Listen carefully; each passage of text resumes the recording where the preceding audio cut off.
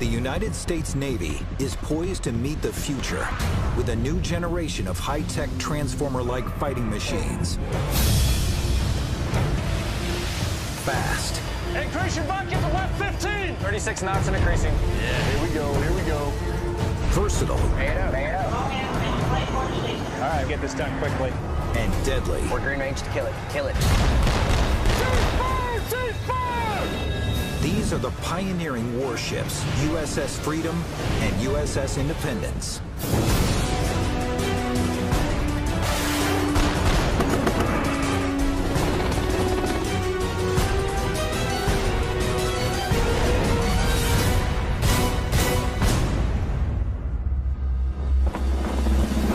In the 21st century, the U.S. Navy must deal with a new wave of violent threats. The world has changed since the end of the Cold War in the early 1990s, when we were focused mainly on an open ocean war with our aircraft carrier battle groups, cruisers, and destroyers. The spread of modern weaponry has gone from state hands to out-of-state hands. Mines, anti-ship cruise missiles, fast swarming attack craft can operate in very shallow water, where our legacy ships can't get in at them. In response, the Navy commissioned a new class of warship. The LCS, or Littoral Combat Ship. Their cutting-edge design uses aluminum to lighten the weight of the ship, allowing them to operate in the shallow waters, known as the littorals. They're very fast ships. They use water jets, which makes them highly maneuverable. They can go faster than any of the threat surface craft they might encounter. They can add new combat systems without having to do a wholesale change out of the computing architecture. That's a first in the United States Navy. Freedom and Independence, the first two ships of the class, are prototypes that the Navy is still refining. They are research and development ships, and they went from idea to hitting the fleet in about half the length of time of what we normally would do for a surface combatant. So we're still learning a lot. Now, both ships must pass a grueling round of tests if they hope to stay on schedule to deploy with the rest of the fleet.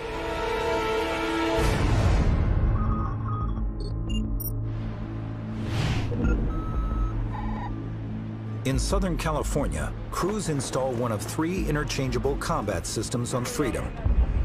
The Surface Warfare Mission Package. The ship's captain is 17-year Navy veteran Commander Patrick Thien. Surface Warfare Mission Package consists of 2 30mm gun mounts mounted back above my flight deck, 2 11-meter rigid hull inflatable boats, or RIBs, what we like to call them, and MH-60 Romeo helicopter. The backbone of the package, 2 30mm high-velocity cannons, have been used for years on Marine expeditionary vehicles. All right, ready? Now Thien hopes to prove that the guns can work just as well on an LCS ship. Overall objective for this underway is test our combat system against a variety of threats. So it's going to be fun. We're going to test the combat system all the way out.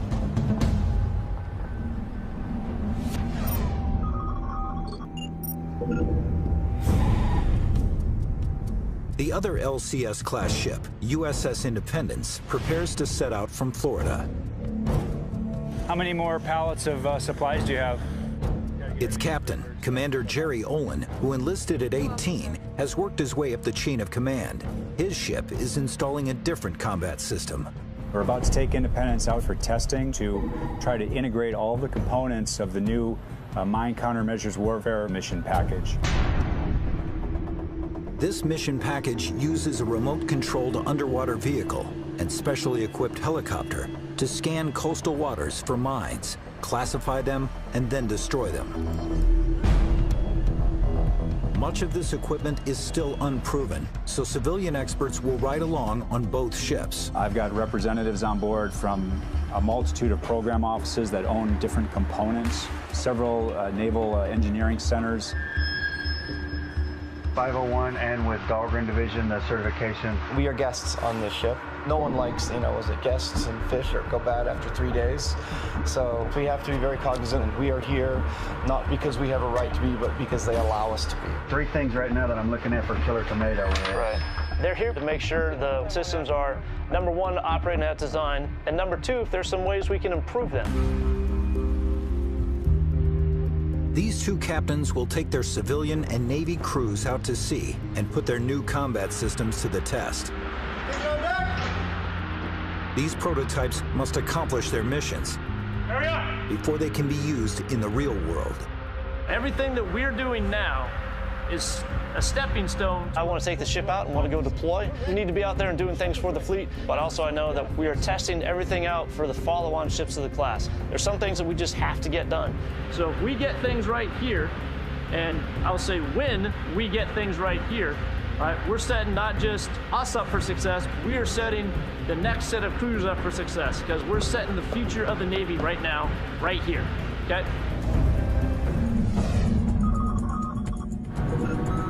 Four, 3, 2, 1.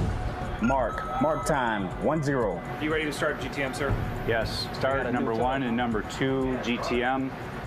On USS Independence, Commander Olin fires up his engines. Shift from manual control to program control. And prepares to get the 127-meter-long ship out to sea. Okay, heave around. All right, man. Hey, stand by. Line 6 on deck. Line 6 on deck, underway. Underway. Ship colors.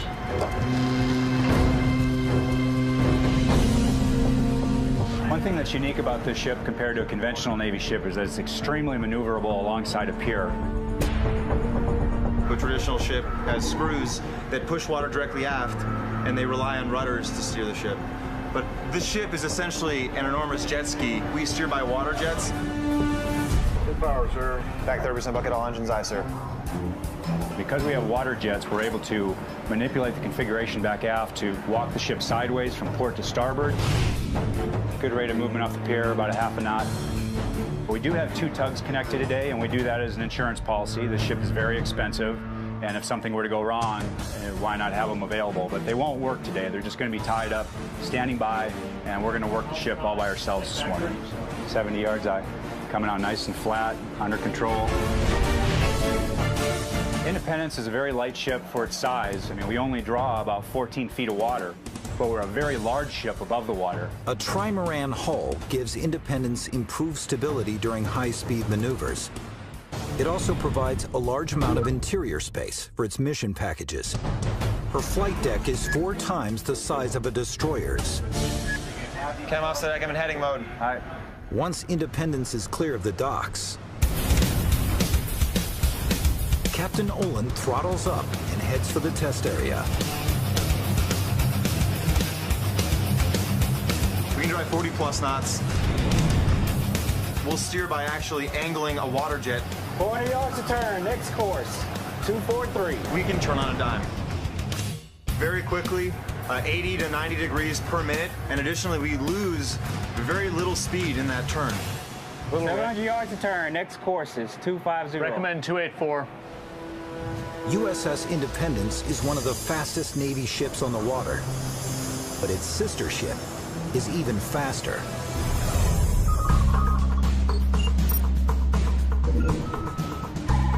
Shannon, you ready? Ready, sir. Taking all lines, get ship underway. Taking all lines. Underway! Underway. There you go. At 115 meters, the monohulled USS Freedom is smaller than its sister ship, but it still has a large mission bay that gives its crew access to the water. What sets Freedom apart are its powerful gas turbine engines, which generate almost twice as much horsepower as the turbines on Independence. One of the things that makes this ship kind of unique is we have the world's largest marine gas turbines. You know what I want to do? Got to blow the carbon out, sir. Sounds good to me. Autopilot engaged, coming to 245. Here we go. Jets to center. I like to drive the ship fast. The ship was designed to go 40+ knots. So how I look at it is it's designed to go fast. Well, let's go fast and make sure that it can. 37 knots. Very well. She's pulling hard to the right today. 36 knots right. The ship has clock speeds at 47 knots, which translates to 87 kilometers per hour. That's about 10 kilometers faster than the larger destroyers and aircraft carriers. were designed to ride above the waves, kind of like a speedboat. We also created a rooster tail up above the height of the flight deck. So you've got a 3,000+ ton warship going 40+ miles an hour while we're kicking up an Olympic-sized swimming pool of water every second by those jets. It's a great, great sight, and it's very fun to do. What's your speed? Cat zone 3, right by the line. I've got a little aggressive personality for ship driving. The U.S. Navy is not used to ships that can drive this fast, so it's a great opportunity for me. Every time that we go fast, we're learning something new, and we're figuring out a way to make the future ships of the class better. Drop boost jets? Yeah, drop boost. D2. Now, Freedom must make its way north to the Point Mugu Sea Test Range, just west of Los Angeles, where in the morning, the real mission work will begin.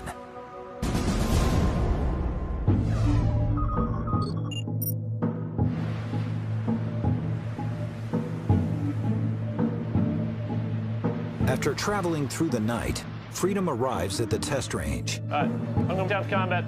Commander Patrick Thien starts his day below deck in the Mission Control Center as the first test of the 30mm cannons begins. TOI, Captain, TO, Weapons Buster 1 set, Mount 301. Cluster 1 set, Mount 301, Captain I. This is our first day of live fire testing. It's pretty much the first time they've ever fired the 30mm mounts off the ship.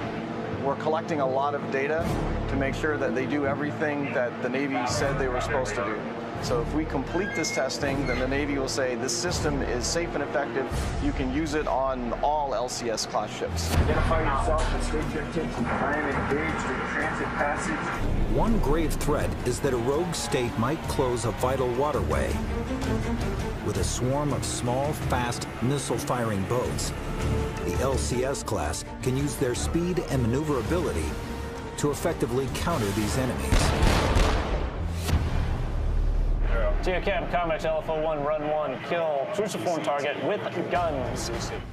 During this deployment, the Navy will simulate a high-speed attack against Freedom to test her new guns. But the first round will be fired at slower speeds to make sure they're ready for action. Doing a live fire 30mm gun shoot from each side, Mount 301, 302. Gonna do some zero firing, which is essentially making sure that what we're shooting at on target is actually what we're aiming at. We're shooting a static target that's just floating in the water. Like any other gun, you have to align the sights. This one is the same way. While the bridge crew will have a visual on the exercise. You guys drive from up there, just keep it on that spot. The precision shooting takes place 2 decks below. All the guns are designed to be controlled and fired from a MCC or Mission Control Center. We can still fire the guns locally at the gun mount itself, but then we've lost all the radar sensors and everything else that we use to give us a better picture. It's just not as accurate and not as efficient. DSO guns, Weapon Buster 1 set. 301's ready. Take firing bearing, 009 for 1,000 yards. Clear to fire, weapons free. I'm getting excited. Shortly before 0700 hours, the crew's ready to take their first shot.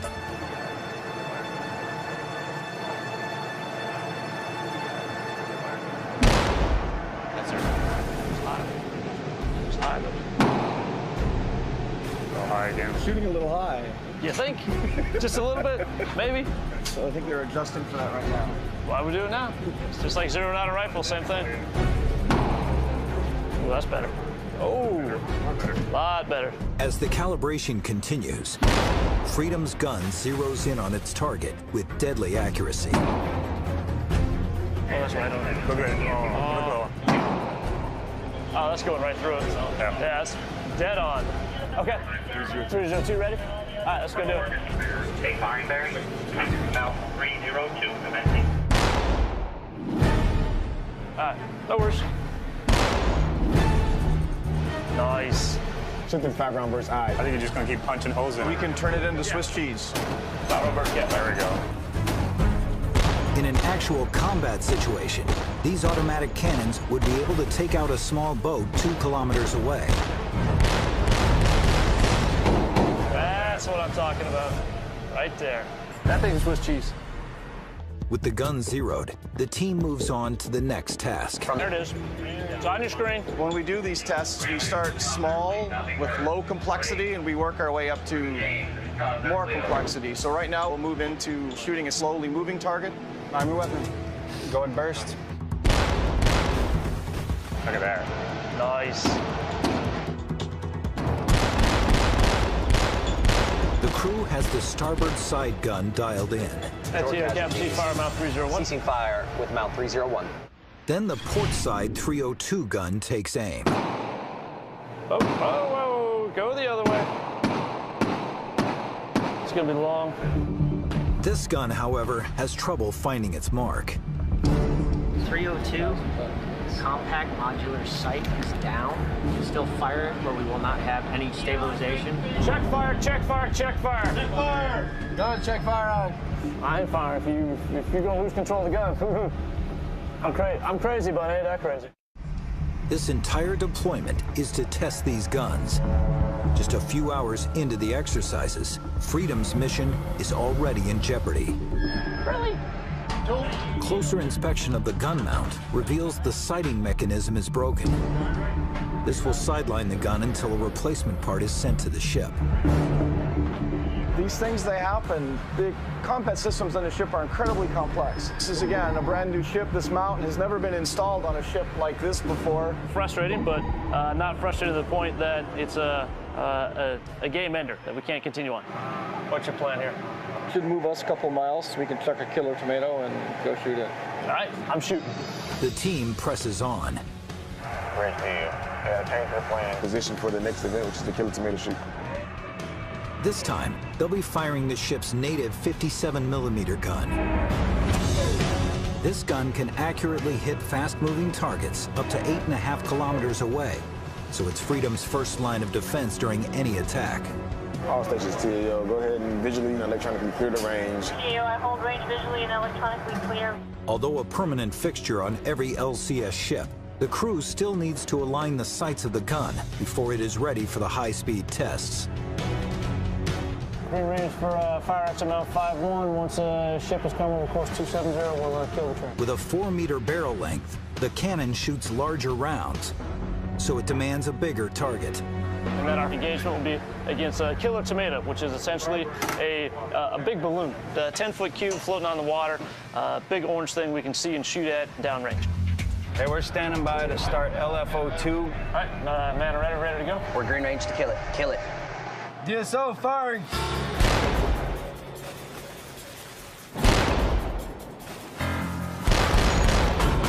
Oh, busy shooting.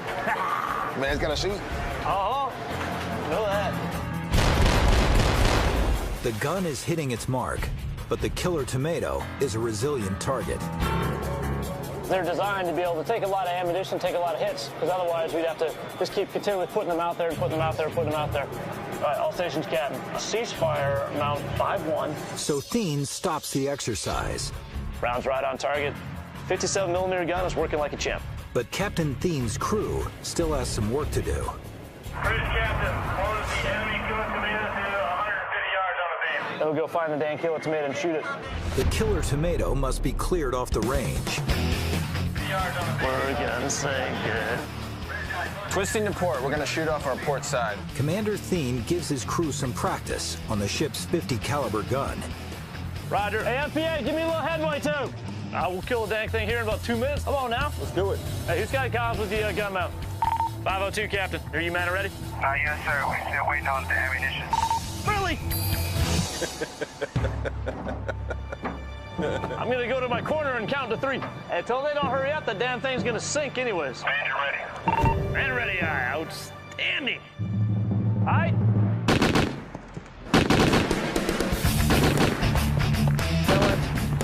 Come on now.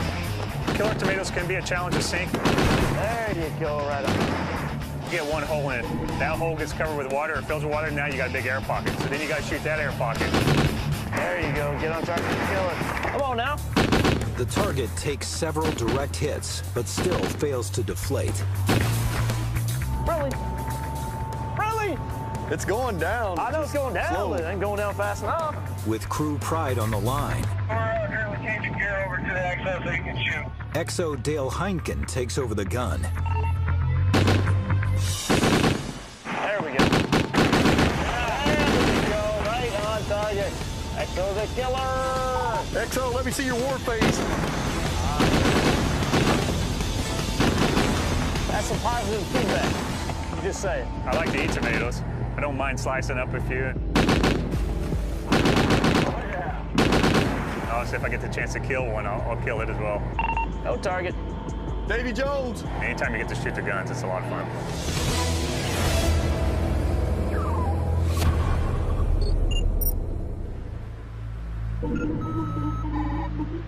USS Independence has arrived at a simulated minefield to begin the high-tech hunt for mines. How long's it been raining? I'm getting a little bit of mist, really no rain. Okay. But morning brings a setback. Good morning, Independence. This is the captain. The schedule has changed significantly. We're experiencing close to 30 knots of true wind. We have predictions of gusts up to 50 knots. There's a small craft advisory, which means we can't proceed. While Independence is more than capable of handling rough seas, the small civilian support craft monitoring the testing are beached. This early in the testing process, we want to have the conditions somewhat favorable because we're just learning how to operate these systems, and it's very dangerous, launching this very heavy equipment into the seas when the seas are very rough. Wind's still coming out of the south? Yes, sir. It's from the south at 20 knots. All right, so we're going to be rolling around pretty good. To make matters worse, the ship's trimaran hull may be fast, but its shallow draft can make for a rough ride. Yeah, we're going to be rolling all over the place for the next hour. When we get to the 10-mile mark from shore, we want to turn around and put the seas to our stern, then try to get a good northwest-southeast run. And that'll give us a little bit better ride while we wait this thing out. But the closer we stay to the coast, the less fetch there is on the seas, and the easier our ride will be. So we'll just kind of go back and forth in that range. Okay. Because the ship rocks and rolls a lot when we're underway and under any kind of conditions of bad weather, everything has to be chained down so it can't move, especially big things like this. If this were for some reason to be loose while the ship was pitching back and forth 25 degrees, you wouldn't be able to stop it. It would hit the side and keep going. So that applies to pretty much everything in here. The rough ride is a nuisance, but Captain Olin is worried the delay could mean bigger problems down the line. We have a limited amount of time to get everything done. We have a lot of tests that we have to run, so every day that's lost due to weather, is a part of the mission that we're not going to get done. I'm not going to give up that easy. We'll just kind of stay put and see what happens. For now, Independence's mission to locate sea mines and neutralize them is at the mercy of the seas. But on an optimally manned ship like the LCS, there's always work to be done. Coming through this way. One task, sweepers, takes place every day. And even the commander pulls duty. Well, the ship is really quite large for the number of people on it. It's a lot of work, and the only way you can get it done is if everybody pitches in. Oh, got to get the broom on there. Captain's command philosophy is to have the cleanest ship in the Navy, and everybody cleans. Command Master Chief, XO, CO. You got the combat systems officers right there. He's the bright work extraordinaire. Here's the XO. He's going around doing the same thing pretty much I am. The captain, seeing him do sweepers with us, it sets the morale real high. I mean, if the captain's working and you're not working, well, that's pretty clean. Kind of makes you think. It's maybe I should actually grab a broom and actually work, So I started my career cleaning. I'm probably going to end my career cleaning, it looks like. Are we about ready to wrap up here? Good job, everyone. This is the power of the broom. The crew of Independence polishes off this duty. Good, checking course. And by mid-afternoon, there's a break in the weather. It's like true wind is shifting. Commander Hargreaves thinks we should give it one last shot. Okay. So, all right, let's do it. So we want to call away flight quarters? Yes, sir. Okay, another twist. We're on. The sea has calmed enough to launch the small support craft near shore. And the captain goes forward with the helicopter mission. Our mission today is to conduct a search of a suspected minefield in shallow water using a laser pod that's connected to an aircraft. Sea mines have destroyed hundreds of naval vessels since their first use over 200 years ago. and the threat is increasing. Iraqis laid more than 1,300 sea mines in the northern Arabian Gulf during Desert Storm, seriously damaging 2 Navy vessels. And there are new concerns that terrorists will use mines to sabotage key commercial shipping lanes and waterways, such as the Suez Canal. Clearing these mines has always been a life-and-death mission. Mine warfare has been conducted from wooden ships that have to enter the minefield and transit at about 3 knots or so while they search for mines and then have to stop and destroy the mines. They're in the minefield with very valuable cargo on there called a United States Navy Sailor. The Littoral Combat Ship allows us to be outside of the minefield to locate and neutralize mines with no danger to the sailors. They do this using a helicopter and a remotely operated semi-submersible to carry out a 3-phase process: detect, identify, and engage. Coming up! One tool used by the helicopter is the Airborne Laser Mine Detection System, known as ALMIDS. It's a sensor that attaches to the helicopter that shoots a laser down to the surface of the water to search for shallow water mines. Mounted on a Seahawk helicopter, ALMIDS uses pulsed laser light to rapidly image large volumes of water to detect floating and near-surface mines. From the standpoint of the overall mission, it's the first step. If we can get the shallow water cleared, we know that the water is safe for the RMMV and the other sensors to go in. 10-year Navy veteran Lieutenant Rory Kipper oversees flight operations on the ship. We're just moving the helicopter out now from the hangar. We have personnel walking beside it, making sure that it's not going to slip, and we have a guy sitting inside riding the brakes for safety. The $25 million MH-60S Seahawk is a proven Navy asset. Its hinged tail and folding blades reduce its footprint aboard ships. Once we get out onto the spot, we can unfold the tail, unfold the main rotor blades, and prepare it for flight.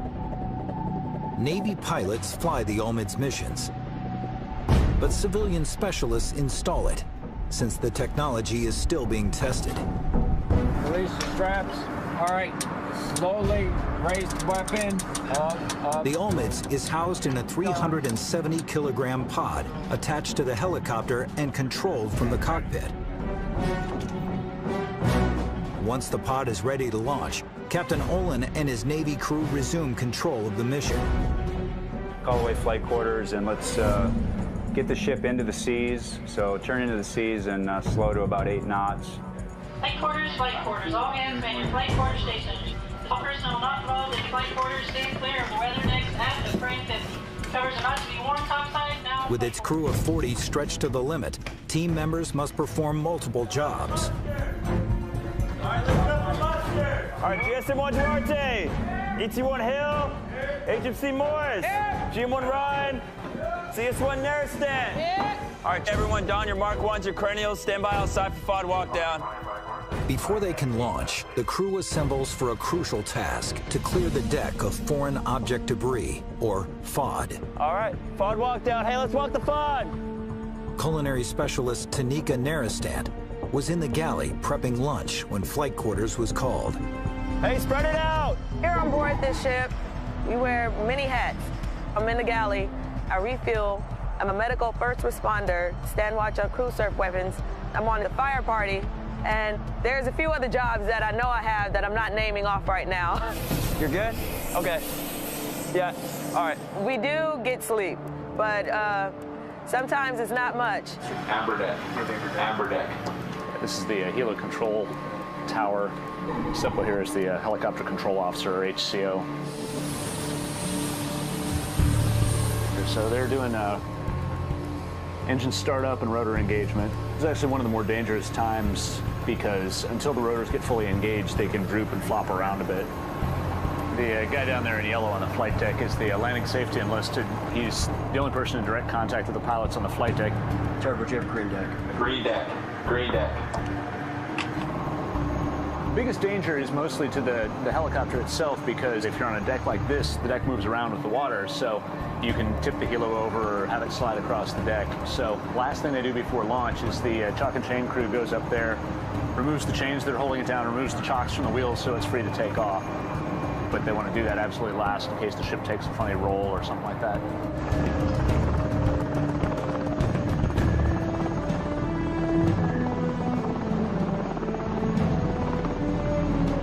The helicopter heads out to scan the minefield. Now the aircraft runs track legs in a shallow water field back and forth and tries to detect mines in that area. The main mission here is to create what we call a swept channel. We're able to isolate all the mines that are in the field and neutralize them. That would be the measure of success for us. While the Navy has tested each component of the Mine Countermeasures mission package separately, this is the first time they will use them all together. Mine warfare is hard, and we're always in a constant battle to be able to counter those threats. Red deck. Red deck. So everyone here is rooting for the success of the mission package because we think it's a great capability. They realize this helicopter run must go off without a hitch for Independence to have any chance of completing its mission. And visually on the range. After a 2-hour search mission, the helicopter returns to Independence. The aircraft went out to the suspected minefield, conducted its search, brought the data back to the ship. We downloaded the data from the pod, and they're now conducting data analysis on the ship. Lead tactician Tracy Nye works with the Navy crew to analyze the intel they've gathered. This room is the command and control for mine warfare. The screens are all classified. The data that comes back, it's processed, and we very carefully look for these contacts that we want to prosecute in the follow-on missions. You know where I live. We're still waiting on the actual truth data to come back, but we expect that we did detect the mines out there that we were intended to search for, and we achieved all of our mission objectives. Our next step would be to reconfigure the helo from non-tow to tow configuration. We're going to do that today? That's a big job. I think we're going to start it today. Yeah.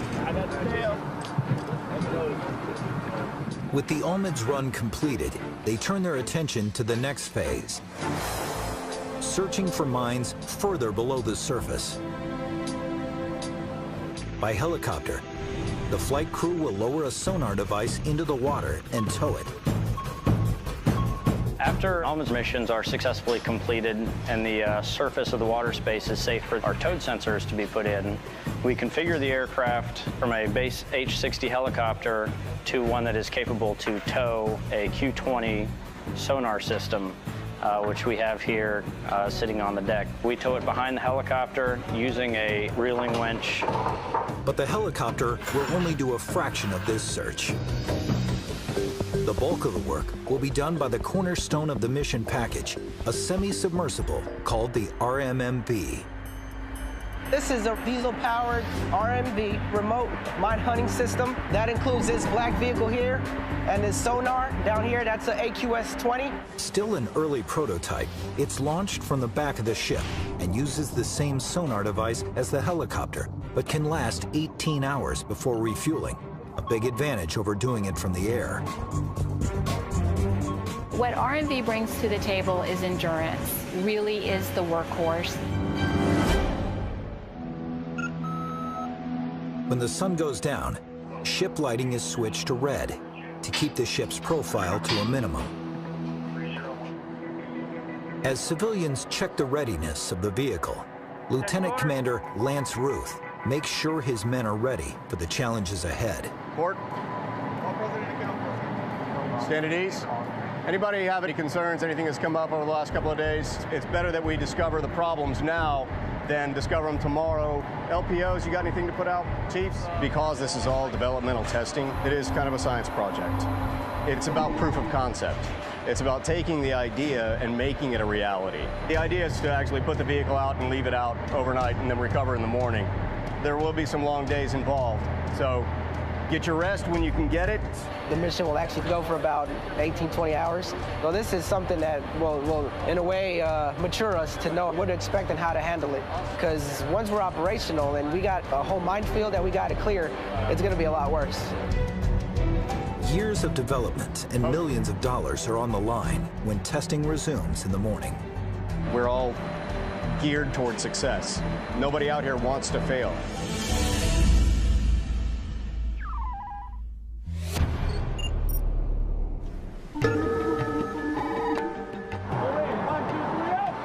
USS Freedom has already suffered the breakdown of one of its 30mm guns, but the other gun mount is still working. So the crew moves on to the next big test. Captain on the bridge. We're going to be going against remote-controlled boats. They're going to be heading at the ship about 30-plus knots. This is really kind of the graduate level exercise that we're doing today. This is Warship 1. Nothing high-speed operations. All vessels requested stand clear of my wake.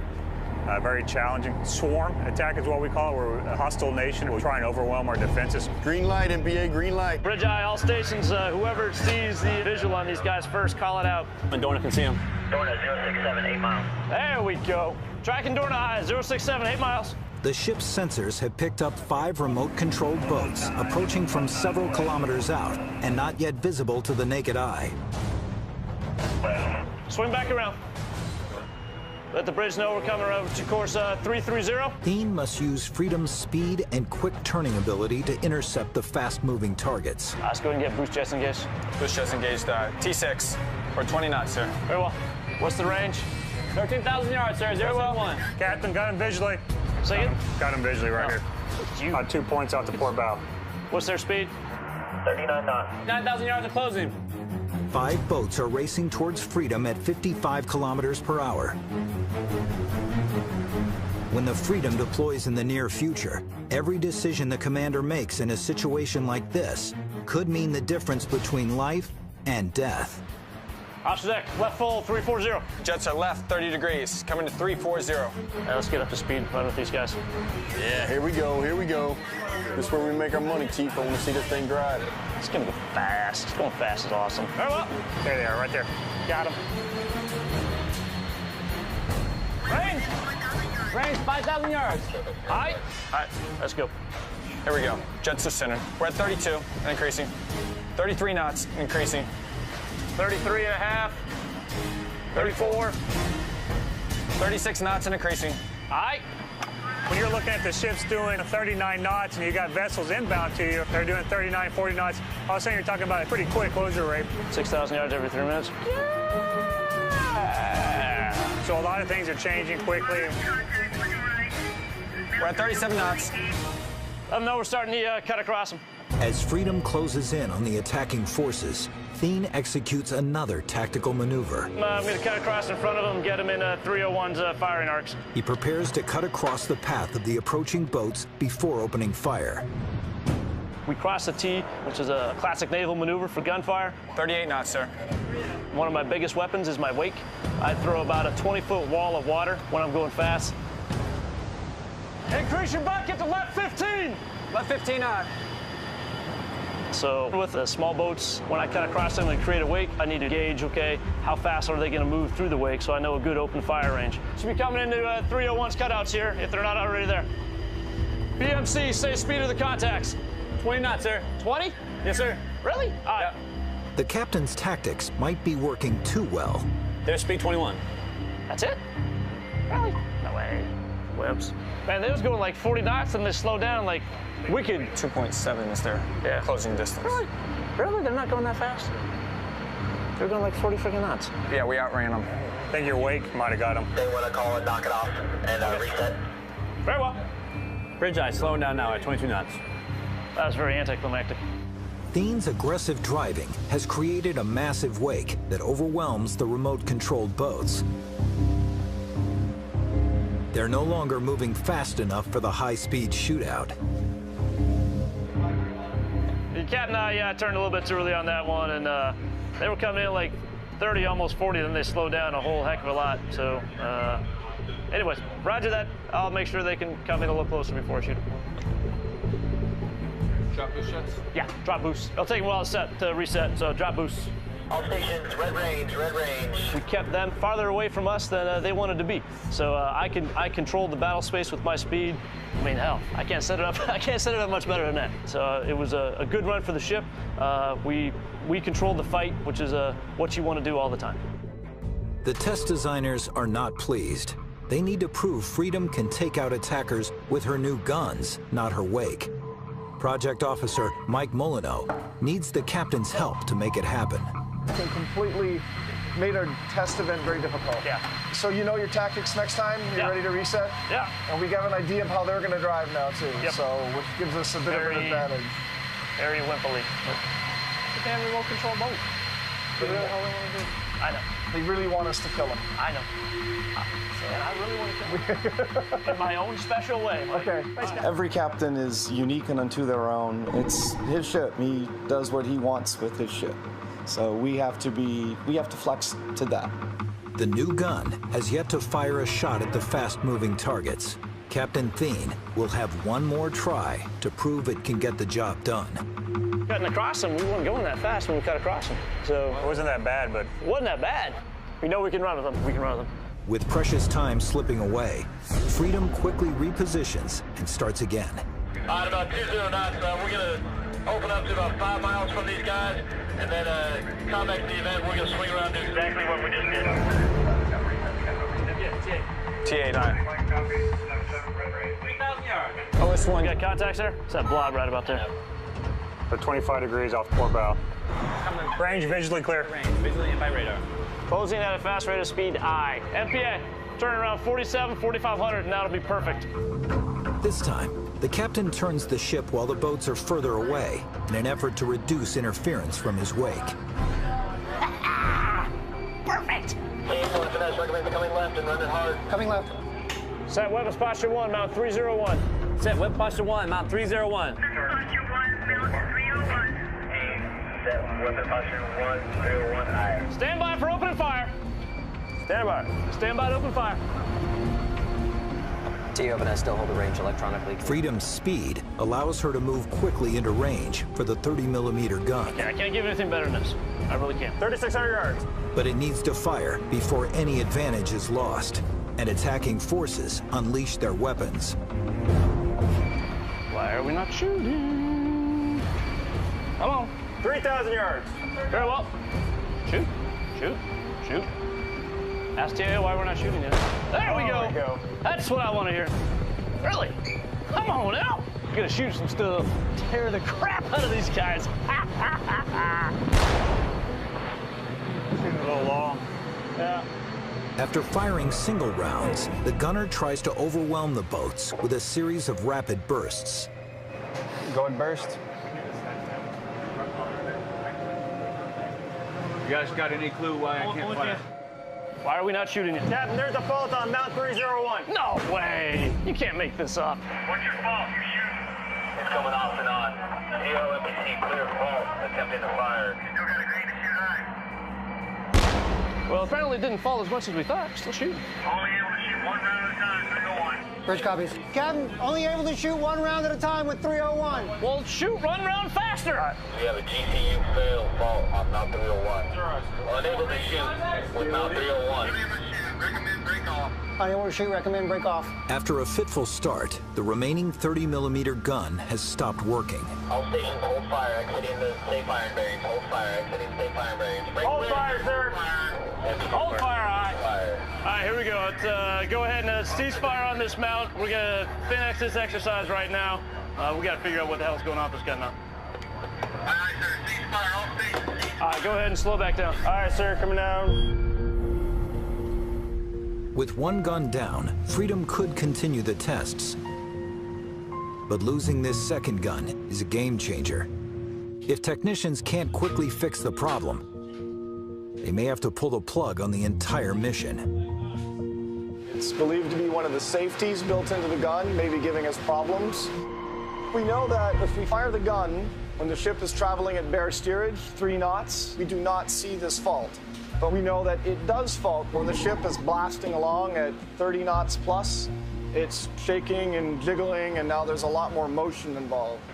Hopefully, we can try to find some sort of engineering solution to this problem.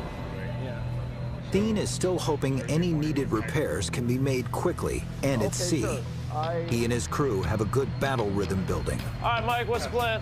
You got a plan? And the commander wants to minimize any possible delays that would interrupt their momentum. So the part arrives tomorrow at noon. Oh. They would like the ship to pull in port Friday and then get underway Monday. Yes, I know. The General Dynamics tech doesn't show up till Saturday. Why don't we just pull in? Why don't we just pull in on Saturday then instead? Because that's overtime on the tugs. And the part arrives tomorrow at noon. They want to start on that part and troubleshoot for as long as they can. Really? There's an upside to this. It means we still get to test.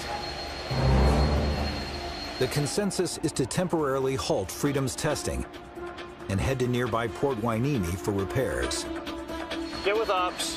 Let him know that's the plan. I'll put it in an email right now. Yep. Hi, Captain. Thanks. This testing is incredibly expensive. It's not my call. That decision is made by people on the beach, the people from the program office. They're the ones paying for all this. We need to demonstrate that the system works, and if we know we have a problem, we have to fix the problem before we move forward. Otherwise, we're just wasting taxpayer dollars. Sailors belong on ships and ships belong at sea. But this is why we're out here, to test the weapon systems, test the ship. But that's always frustrating. Nothing works how it's supposed to work. Not so happy about this. I understand. I'm just saying. I understand. All right. Thank you. Thanks.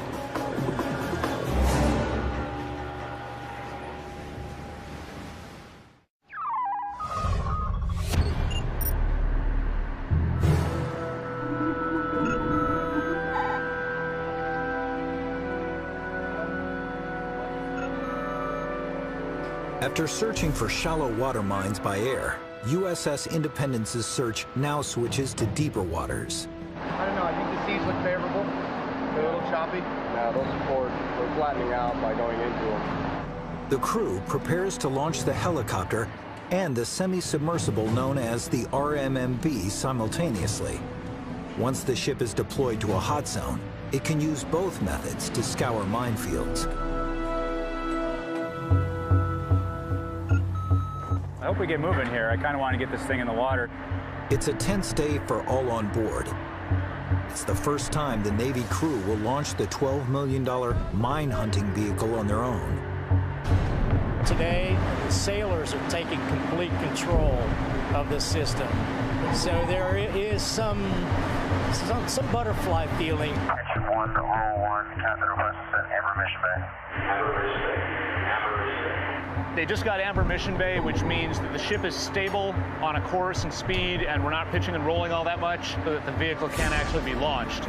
The flow field behind the ship with the water coming out of the water jets is very important. Once this thing hits the water, if you've got only one of your engines online, or if they're not in exact parallel, then the flow of the water is going to push it off to the side one way or the other, which it's just being held by 3 lines. It could get knocked off center. It could do all kinds of bad things. Green Mission Bay. Green Mission Bay. Down on tagline 4, disconnect 4. Extend the URV fully in. We're coming out with the vehicle all the way to the suspended position now. Slack out of tail line high. Raise the last line. During the launch, some systems aboard the RMMB are controlled through a detachable spine. Drop operator is controlling the vehicle from a visual line of sight. The spine is quickly released when the semi-submersible hits the water to prevent damage to the vehicle and the ship. Next piece is to put it in the water. All right. Lower. Lower it high. And a little quicker, bud. We're going.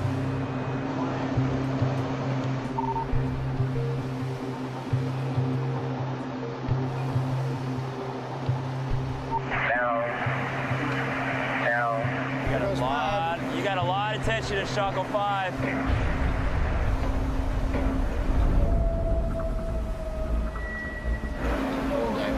Pay it up. Fast eye. What happened? They're having a hard time releasing the captain's line.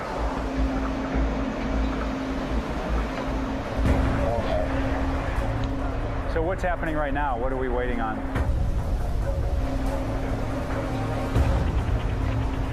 I just want to be sure we're moving along here because time is important. Come up! Come up! Captain's line release. All right. It's good. Success. The capture spine retracts into the mission bay. and the RMMV is off to search for mines. Tell them released. But the crew has no time to celebrate the successful launch. All right, gentlemen, we gotta go to flight quarter. The ship is the flight quarters. All our traffic drivers on station. With the RMMV away, the crew scrambles to get the helicopter launched on its tow mission. The idea now is that we launch a helicopter to conduct similar operations in a separate area. So we have basically tandem operations from the surface as well as from the air. This crew is working in a simulated minefield, but sea mines remain a persistent global threat. The Navy is hoping these tools will be a safe and reliable means to quickly clear suspected danger areas. Captain's on the bridge. Coming right, course 310. With the search for mines underway, Concur 344. Make 341. Captain Olin is free to maneuver Independence away from the area. It's one thing that's really unique about mine hunting with LCS. You used to really have to put the crew in a lot of danger to try to find them. With LCS, we don't do that. We keep the ship safe, and we send unmanned vehicles in to do it for us. The semi-submersible is now controlled from the shipboard control room. The sonar device, which is attached to the vehicle, is deployed and then towed at variable depths in order to hunt and identify mine threats. Not only do we drive the vehicle and control the offboard vehicles from the room, we also process all of the data coming in from the sensors. While the RMMV searches the minefield, the helicopter simultaneously launches its own sonar. Equipped with a 580-meter tow line, the aviation crew can sweep a different area. It goes down into whatever depth volume you're searching, and it just runs racetracks back and forth, looking for mine-like objects. While the helicopter will make several short runs, the RMMV will keep running well into the night. But 6 hours into its mission, it's in trouble. So what do you got? Sir, the operator noticed that there was a drop in hydraulic pressure. Then they looked at the fluid level, and it was about a liter below. The sonar's been retrieved. It's bellied up to the vehicle. The team has identified a problem that could render the semi-submersible dead in the water. We had a report with the remote mine hunting vehicle that it had a low hydraulic level on one of its systems. If the RMMV loses too much hydraulic pressure, its mechanical systems will fail, and it will be impossible to maneuver the vehicle back onto the ship. To recover now is basically just giving us an opportunity to get it on board, as opposed to saying it's the end of the mission. Let's man the launch handling and recovery detail. Launch handling and recovery detail. Man the launch handling and recovery detail. We don't want to take any chances, so just to be safe, we're going to go ahead and recover the vehicle. With civilian and Navy personnel on edge, Independence carefully aligns itself with the approaching RMMV. As the vehicle nears, the captain gets an urgent call from the ship's chief engineer about a new problem, this time on board the ship. What am I looking at here? Looking at hydraulic oil leaking through the hose. We have an internal failure on the hose right now. The chief engineer discovered that he was developing a hydraulic leak on a high-pressure hose on our port diesel steering unit. As this thing hammers, you risk rupture. A ruptured hose is a chief engineer's worst nightmare. There'd be oil all over that engine room. And next thing you know, you have a big fire. The potential for fire is no small threat. As recently as 1989, 53 Navy crewmen died fighting major fires on 2 separate fleet vessels. So this potentially could be a catastrophic event for us. I'm going to need about 3 hours though, sir. I've got to get this vehicle back on board, so should I continue with the recovery and then fix this? Maybe I need to get the vehicle on board, stop everything so you can fix this. To repair the hose, Bussig must turn off the port engine, but that would make recovery of the RMMV impossible. I have to keep both diesel engines running when I launch and recover the mine hunting vehicle because you have to have a really smooth fluid flow behind the ship so you don't disrupt the vehicle as it drives really close in behind the ship. Can I hold out for an hour? He's gonna hold out for an hour, but okay. I can't guarantee you, sir. It's on the hammers. It's already got a leak in it. Olin must now balance the safety of his ship and crew against his desire to keep the mission moving forward. We need to do an expedited recovery. I need to get that thing on board very quickly. Put a normal, fully qualified operator on the ROP. I need to get this thing moving. We're gonna go. All right, do we have a visual on this thing back here? Olin gambles that he can bring the RMMB on board before the hose bursts, risking a serious engine fire. If that hose ruptures, I'm going to lose 150 gallons of hydraulic oil into space. A lot of oil is pretty dangerous, but I can't conduct the mission without that engine running. So we're going to run the port engine, but we're going to keep the water jet center line. That way there's no hydraulic hammer on that hose. And we're going to steer with the starboard engine only, long enough to get the RMMB back on the ship. Yeah. Hope we can get it on board here quickly. In the engine room, Chief Engineer Busick wraps the damaged hose to try to contain the spread of oil, should it rupture under the continued pressure of the engines. Well, that's good. If it ruptures, at least it'll deflect it and keep it from going everywhere. Evaluator package, we are lowering the capture spine now. It's steady right now, but we're still in extremis. In the mission bay, readings indicate the RMMB's hydraulic pressure is reaching critically low levels. If its onboard engine fails, it could drift helplessly away from the ship. Captain, right now it's at 0.65. If it reaches 0.5, then the vehicle automatically shuts itself down. Okay. All right, well, we need to get this done quickly. All right, Captain. All right. We just got to get the mast into the trap. A Navy crewman manning the tow lines and a crane precisely guides the capture spine into position to latch onto the mast. Go get him, cowboy. Go get him. An extremely tricky maneuver when traveling in varying sea conditions. We're close here. Traffic. Yeah. The front line came out. It's like threading a needle. The oil level just dropped. Getting really close now. We don't have enough hydraulics to get that mast down. We can't bring it in. It's still redlining right now? Now, up. Come on, down, down, down. I think they got it. Got it. The capture spine is now connected to the RMMB, and the crew takes control of its recovery. Hey, RMMB's out the water. It's close. Bridge captain, shut down the port diesel and the port water jet. They begin the careful process of moving it back into the mission bay. As soon as I had that vehicle lifted and out of the water, we declutched and secured that engine on the port side before we ruptured the hose. And that could have ruptured at any second. We're going to commence repairs on the hydraulic hose, and the mine men will start inspecting the remote mine hunting vehicle. We got lucky here. The day was not a total loss for USS Independence. The helicopter mission went off without a hitch, but the RMMB only made it a third of the way through its test.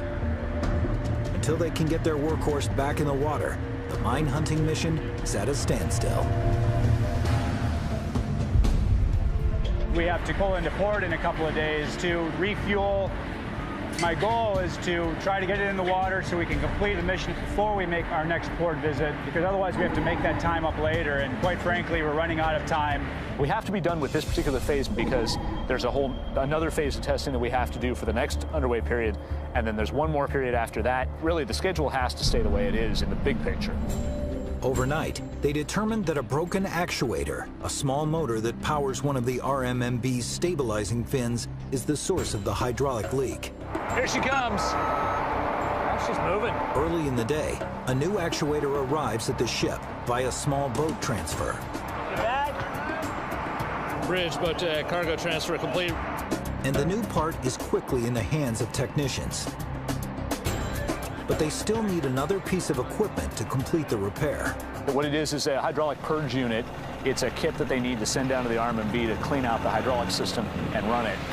But it's about 1,000 pounds, so it's too big to put in a boat to send out to us. So they're sending a helicopter out. But Captain Olin's headaches are far from over. the HPU that we need to fix the RMMV. Is that going to be en route here soon? They said the weather's pretty bad out there. They're not sure when they're going to be able to take off. I've got the piece of equipment. I've got an aircraft standing by to deliver it, but there's fog in Panama City, and now I can't get the aircraft airborne. Well, no, I don't want to scrub anything. We don't scrub or cancel. I don't want to sacrifice anything. As long as it's safe, we need to push on. All right, thanks. At this point, there's nothing Captain Olin can do but wait.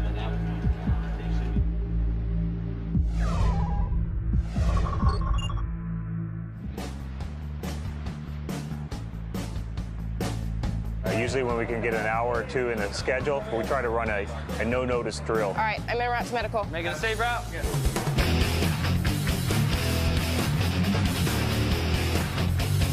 I thought we were going to set up the Y gate and have 2 hoses like we had last time. I got to go get it. With just a few short hours left before Freedom returns to port, Captain Thien finds another exercise to keep his crew sharp. Nothing worse than a bored captain. I know the gun shoot got canceled.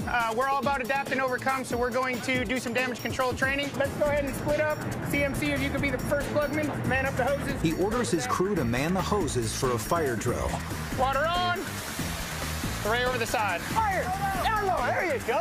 Down low, move around. Everyone down low. There you go. For Thien, this drill is more than preparing for danger on the high seas. It's a means of building morale. Don't spray my light.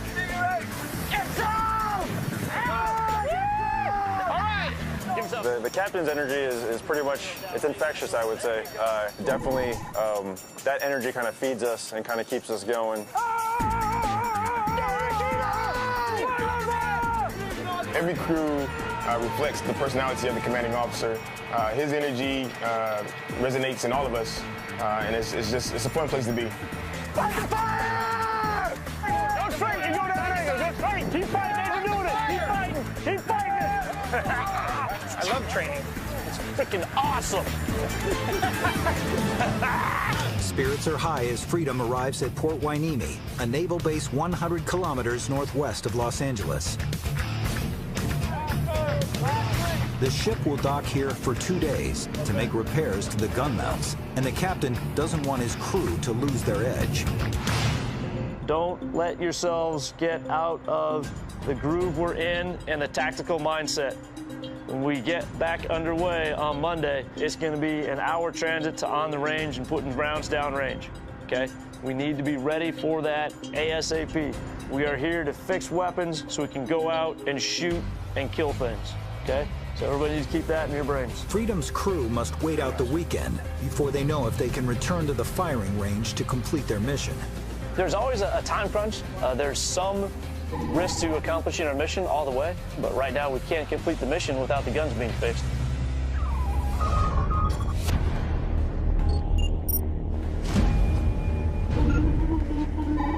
Oh, there she is. On USS Independence, it's already late afternoon when a helicopter delivers the 1,000-pound hydraulic purge unit needed to complete the RMMV repair. Captain Olin has been waiting most of the day for its arrival, and his patience is wearing thin. This is the most ridiculously large thing I've ever seen. You know, the silly thing is I've got one of these on the ship that we use for flushing out our steering gear units on the ship. It's the same thing. It's a little bit smaller. Maybe all we just needed was the proper fittings. You know, you could have done this whole repair yourself. You do it on the ship every day. They're changing the connector out right now. Yeah. Civilian specialists, led by Mission Package Test Officer Milt Sauls, still have a lot of work to do to get the RMMV up and running. We have replaced the actuator, and now they're going to continue to purge air out of the system. So that's where we are right now. Captain Olin is hoping the crew can begin their pre-dive test in a few hours. Carry on, everybody, please. A schedule that will still leave his team with little time to rest before the morning launch. The hydraulic purge, has that already started? That is underway right now. It's underway right now. And we think that's going to take about 3 to 4. 3 to 4 hours. Yep. We do have to do regression testing after putting the control surface back on. All He gets more unexpected news. The civilian specialists want to run another series of tests before they turn the vehicle over to the Navy. We're looking to start pre-dive at midnight. That's 6 hours from now. Yes, sir. That's not good enough. We've got to come up with a better plan than that. This casualty on the RMMV is not that complicated. This has been made into a much bigger deal than it is. We're not going to do 9 hours of maintenance to get this thing ready to launch. That is not a good answer. This turnaround is not acceptable. All right, that's all I have. Carry on, please. All right. I want to choke Frank for throwing that wrench at the end of the meeting, and it was unnecessary. So I think that the captain, that when he was told about some kind of integrity test, that he got the impression that it was going to be extended, and that's not the case. So these maintenance times continue to grow and grow and grow, and now we're saying we need 9 hours to prepare this. Right. That is not acceptable. You can turn around an F-18 on the flight deck of an aircraft carrier in less time than that. Right. I've seen it. We can shorten anything, we will. Everything that needs to be done is something necessary. You can't shortchange. And we're not shortening anything, and we're not extending anything. If we allowed this thing to be milked out for the next 2 weeks, that would happen. So enough. It's unacceptable. And the captain has got to be convinced here. I understand. I'm prepared to be flexible, but he is pretty pissed. Okay, so we need to have a list of a timeline and get it done. It seems like every time we make a little bit of progress, somebody throws another requirement in. And it's very frustrating for me because I'm very mission and success oriented. And if we can execute the mission and we can do it safely and effectively, I want to move forward. Now the only thing I'm hoping for is an accelerated procedure. We're working on it. I know. The workers have gotten the message from Captain Olin, and they double their efforts to complete the repair. Captain showed that he has the will to get this testing done. Our intentions are to be ready for launch first thing in the morning. The pressure's on for the team. They work feverishly through the night to complete repairs on the damaged vehicle. It sounds like pre-dives on the RMMV are complete. Yes, sir. That's the word that you're getting? Okay, that's good news. They're all on dock. With all systems go, the RMMV can now continue its search for mines. All right, console's up. Rockets are midship 9, launching RMMV. All right, 180, 5.5, let's go. Not a minute into the launch, the repaired fin on the RMMV begins to malfunction. You see the fins already start moving? Did you have control of it, boys? I did. You have control, let your capture spine go. On top of that, the remote operator can't disconnect the capture spine from the vehicle. What? What happened? Hold on. Bass. Hold on. Hey, Bass. Hold on. We don't have control. I don't know. Hey, take a look at that tow hook. How did that tow hook come up? It's jammed up. It's caught on the capture spine. Capture spine is stuck on the tow hook. See how the tow line right in the front is straight up? It's supposed to be laid back right now. No, but more important is that fin right there. Hey, is that the issue why it was broke the first time, the fin? The hydraulic? That's the fin we replaced. Is it? Yeah. Once again, the RMMV is unable to perform its mission. So you can't raise it at all? No, sir. Not only is the stabilizing fin malfunctioning again, this time there's a problem with the tow hook used to retrieve the vehicle. It should not be in an up position. So to me, it failed. So there could be a leak up there? Yes, sir. Okay, so we're done for the day. Although it's an early prototype, the RMMV is the centerpiece of this mission package. Its repeated breakdown is a serious setback for the entire LCS program. Every time a system doesn't get off the deck, that impacts our whole timeline. And that's where we suffer the most. It eats into your manpower, it eats into your time. It just can be mentally overwhelming. But despite the bad hand he's been dealt, Olin's not ready to fold. I'm trying to be very aggressive in ensuring that we keep things moving along, His team has located and identified enough mines to keep the mission on track. The captain still has one card left to play. All right, we need to plan the remaining 3 days that we have. I mean, it's going to be aviation-centric.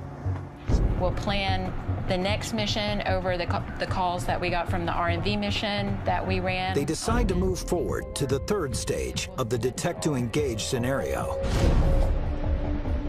Ready? It's finally time to let the Airborne Mine Neutralization System, known as AMNS, take out the identified mines. The ship's helicopter will carry the AMNS and lower it into the water. The pod releases neutralizers known as Archer fish, which swim up to the mines and detonate. This is a way to be able to separate ourselves from that minefield and maintain a safe distance and keep our sailors safe. Back off. The mine does explode. We're in the air, we're not in the water. OS1 Macomb should be giving you a bearing to the ship.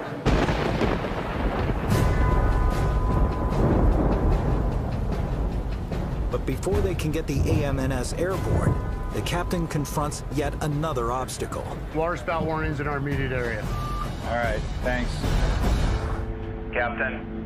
We've been watching the weather very closely, and we've got a pretty big storm getting ready to come through the op area. A powerful storm is rolling in that will sit over the area for 2 days, bringing conditions that are unacceptable for testing. It looks like it's going to have seas upwards of 11 feet. We've been doing everything we possibly can to conduct operations. The weather has been very unfavorable. Seas are going to stay high. I mean, we can operate in that sea state, but there's just no reason to. It's an unnecessary risk, and I certainly cannot conduct the operations I have scheduled for those days in 11-foot seas. Olin is already on a tight schedule, and the storm isn't expected to clear before the ship is due back in port to refuel. The captain makes a difficult decision. So, we're making preparations to pull into port tomorrow morning. That's all. Thank you. He's taking Independence into port early without completing the detect to engage mission.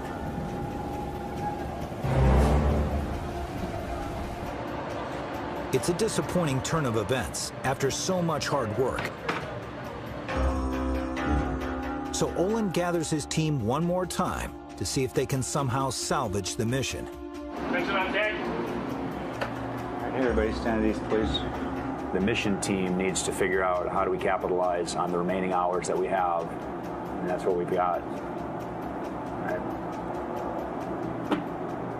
We do have the option, sir. This is way outside the box, but we can launch pier side. I'm okay with launching a mission from the ship on Monday if I get clearance from base ops to do it. I have no problem doing that at all. Would you see any problem with that option? Lieutenant Kipper comes up with another option. Instead of at sea, he suggests conducting the final phase of the mission from port. You just got to work it with base ops. Are you happy? I'm happy, yes. Now I'm happy. All right. When you're in testing, you have to come up with lots of workarounds. Nothing goes as planned. The initial plan just gives you some practice on how to replan. That's about all it does for you. Will do, sir. All right, thank you. We say Semper Gumby, always flexible. We're trying really hard to continue with our mission, even though the ship is coming into port due to weather.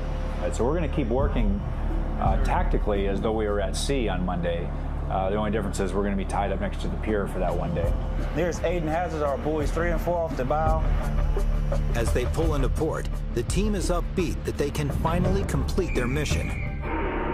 Ship colors. But as the entire Independence crew has learned the hard way, there are no guarantees that they can pull this off.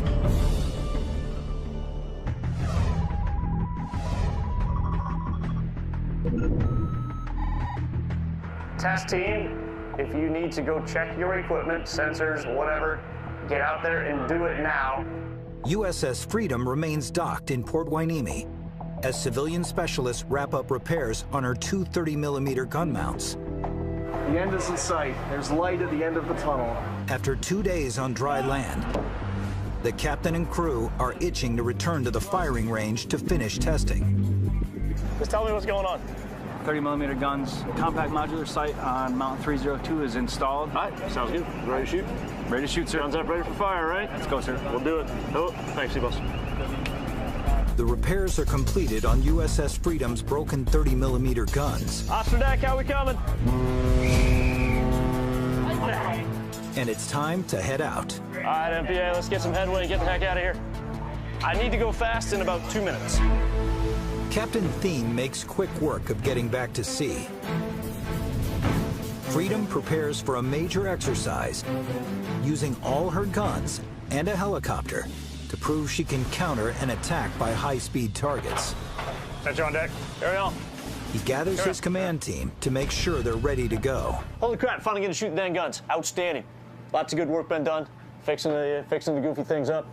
We're going to go out and zero fire them, going to go out and do some tactical testing, some drive the ship fast, and find out exactly how she operates. But to do that, they must first recalibrate the repaired 30mm gun. So the team takes aim on another killer tomato. It's called a zeroing of the gun. So since we just did these repairs to Mount 302, basically replacing the sight on them, we need to kind of test it where we'll shoot, see where it hits, and then we'll adjust the sighting from there. Tomato passing the bow. It's a make or break moment for the crew. These guns must hit their marks before Freedom can move on to the final test. TLMVC, we have permission to kill tomato. That's affirmative. Kill killer tomato. I saw that one go wrong and to the right. Roger. I think you're still a little bit to the left. I think maybe a little high too. I'm not sure. Okay, LMVC, 3 rounds fired. Make correction. Looked like it was right on target. 270 right. All right, you were to right. Shoot it. Perfect. Dead on. Direct hit. Awesome. I think we just shoot like what we did that last round, and we'll kill whatever we shoot at. That's affirmative, sir. Now that the 30mm guns are zeroed in, they unleash their final rounds. It's guns versus killer tomatoes. And it's not even close. That's a direct hit. Guns did great. It took them a little bit to get it zeroed in, but once they got it zeroed in, I pretty much finished the target off. That was kind of sweet. The 30mm mounts have passed with flying colors, but their next test won't be so easy. Tomorrow, Commander Thien and his crew will have to face off against 5 incoming enemy boats, moving almost as fast as the speed demon Freedom herself.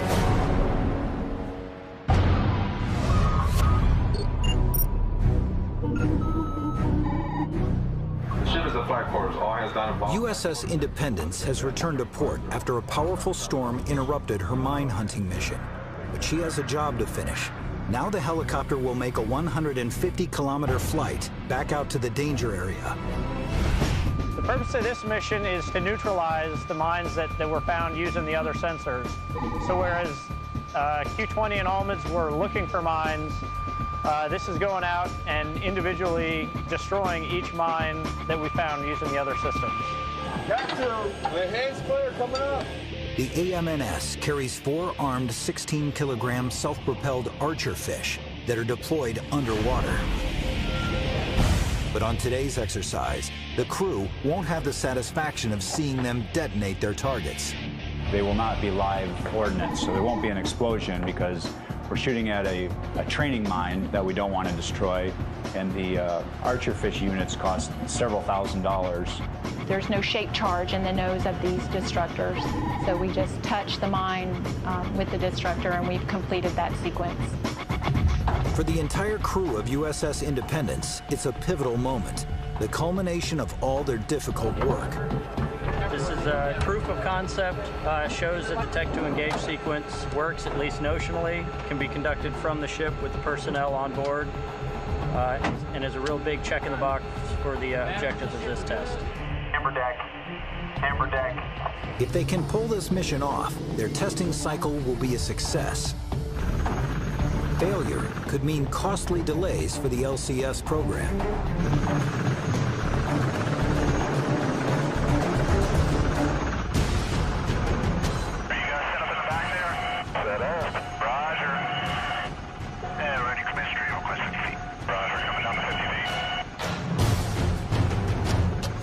Seahawk arrives at the minefield. The crew lowers the pod with the Archer fish into the sea. Flash in the water. Roger, you are clear to launch neutralizer. Roger, launching neutralizer.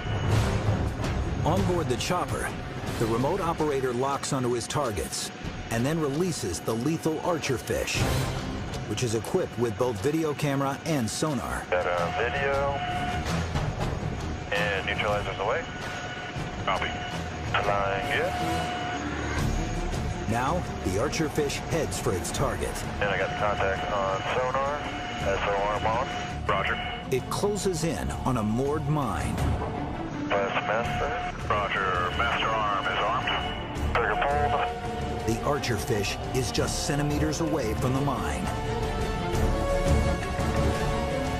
Good hit. And ready to recover. The Archer fish is dead on, accomplishing what everyone on the Independence was hoping for. I'm very proud of everybody in my crew. They come through, with flying colors, and couldn't be more pleased. We were able to complete the entire detect to engage sequence. It's Cadmio, green deck. Green deck. Green deck. We knew it was going to be hard coming into this test, but we still met the objective. It's my birthday today. I am going to shore and having a beer. We'll hug it out. We did have a casualty that we had to recover from, but we proved that we were able to change the mission execution. And keep in mind that this is a test phase, and we don't expect everything to go perfectly, but we're very satisfied with the results that we saw. The civilian specialists will take what they've learned and incorporate improvements into the RMMB, moving it one step closer to success. We work for you, boss. Mine warfare is hard, and it's the miners that make it hard. They have technology on their side, and we're always in a constant battle to be able to counter those threats and keep our ships safe when they're underway. Thank you for the good flight, too, by the way. No problem. With their backs against the wall, the crew of the USS Independence stepped up and completed their test mission. But USS Freedom is still out at sea. Go chase some guys down, blow some stuff up? And her crew still has something to prove. In a few hours, Freedom will face off against 5 8-meter-long remote-controlled boats that will close in on the ship at 40 knots. LF-04 against the small boats. Hell yeah, let's go tear those things up. All right, we're ready. Questions, comments, difficulties? We are, Captain. Nice. Break. Let's go and kill them damn things. The stakes have never been higher. The crew has not fired their guns at speed. If they falter on this final test, it will be a major setback for all on board. Every time we get out, we have to show improvement. Otherwise, there's no point. If we're going backwards, no one likes to go backwards. Flight quarters. Designated personnel, manual flight quarter station. All hands not involved. Flight quarters stand clear after frame 56. This is the grand finale, graduation exercise from this testing. This is what we came out here to do. This is going to be challenging. We're going to get to employ some tactics, all within this one engagement until all the boats are destroyed. We're ready to go. The helicopter will provide location and speed of the inbound contacts and relay target information back to the ship. In today's mission, our role is to launch the helo, detect the small boat targets, track them for the ship, and then get out of the way so the ship can engage with their weapons. Captain NPC, set weapons posture 2, Mount 301, 302. All right, I'm going on combat. Captain's off the bridge on the way to combat. The captain heads to the Mission Control Center as the conflict draws near. Freedom has a lot on her plate. Today's the big game day. We have the ship fixed. Ship goes fast now. We have guns that are working and some good range coordination. Make sure those targets are out there and we'll tear them up. Until they are within visual range of the ship, the helicopter continues to track the targets. All right, coming in on the contacts. All instruments are looking good. Coming out. It transmits the coordinates back to Mission Control. This is it. First set of boats coming in. Heads up, track 81164, port quarter. Small boats, composition 4, a hostile, kill 81164 with a gun. Got the guy coming up the left side. 6,000 yards. 267, 6K. Got a lot of sea clutter over there. With the target info relayed, The helicopter clears the range. Now Freedom can begin the engagement. After days of missed opportunities, the moment of truth has finally come. Bridge copy. The captain returns to the bridge, where he can command the ship's movements. Captain's on the bridge. Kill 8-1-164 with guns, 5,000 yards. After 5-1 cutout, take me to swing around all the way to the left. The distance to the target steadily narrows. And CAO captain coming around left, get ready to engage. Captain TO, engagement in progress.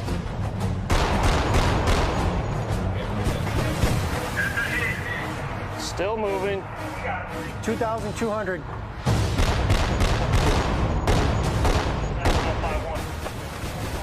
Yeah, good hit. Oh, that one's done. Look at that. One target is destroyed, but 4 more are closing in. Farmost left contact, dead in the water. Shift targets. Come right, 210. Shifting fires. Captain Thien must take them out before they get dangerously close to the ship. Increase your rudder, right full! Right full. My rudder is right full. Nice. Direct hits. Shift fires on target, COW! Shift and fire. Second target destroyed. Shift fire at the next target. Shift fire. Threats on the port beam. Hi, bridge. Threat right now on the port beam. Get ready to engage with 5-1 coming from the port side as I swing around. The captain turns Freedom quickly as the targets move around the ship. 1 minute they're on one side, next minute the other side, so you got to be able to react quickly. Something's background versus eyes. 1,800. Nice. Continue coming right. All right, continue right. Got to hit that time. Get in the water. Nice shot. Direct hit. Shift fire to the next 2. Shift fire. As the final 2 enemy targets approach the ship, Freedom's weapons take deadly aim. Rudder ship! There we go. We got him on that one. Get in the water. Nice That's what shot. I'm talking about. Now, Freedom is down to 1 target. Right full rudder! Right full, rudder right. Rudder is right full. He's still moving. Keep firing, keep firing. Oh, knocked the mannequin down. Good. I got the humannequin. On the front. Oh, yeah. Rudder midship! Rudder midship side. Cease fire! Cease fire! Cease fire. Good shot. Nice shot. Good shot. It's an impressive display of firepower. Each target is destroyed. ZAO MPC, all contacts, dead in the water. One of the first times we've had the opportunity to combine everything, the ship's speed, and then also firing all the weapons. We've gone fast before, we've shot the guns before, but we haven't combined the 2 of them together. Just to wrap things up for what we have accomplished today, 5 inbound targets, 5 mission kills, 5 mobility kills, 5 for 5, 100% accuracy. We killed the enemy, and we killed the enemy with a vengeance. So good job on to everybody. The mission was a complete success. Destroyed all 5, left a few of them smoking, a few of them burning, but all of them were a mission kill. For first-of-class ships like Freedom and Independence, it's never an easy road. But during these missions, they were able to overcome serious obstacles and complete their tests, moving the entire LCS program 1 step closer to deployment with the rest of the fleet. 5 months after these exercises, Independence successfully launched and recovered the RMMV after incorporating changes to its design. More LCS ships are on order as Freedom and Independence continue to work out the kinks with their mission packages. We've learned a lot of lessons from the first 2 ships of the class. We've implemented those lessons learned into the follow-on ship designs. The programmer record is to eventually have 55 of these ships operating in the fleet. The LCS program is going to grow significantly in the next couple of years, and the types of missions that they're performing, possibilities are endless. The next sailors that will follow in our footsteps, they'll be able to have an easier time because they wouldn't have to go through all these trials that we're going through. I want to take the ship out and want to go deploy. If we're part of the fleet, we need to be out there and doing things for the fleet. If there's a crisis that requires freedom, we're ready to go anywhere and do anything. I'm very proud of what these ships and the sailors that man them have been able to achieve. I'm very proud of the defense contractors and government civilian employees that have taken us through all of these various stages of testing, and I look forward to great things from these ships as they enter the fleet in numbers.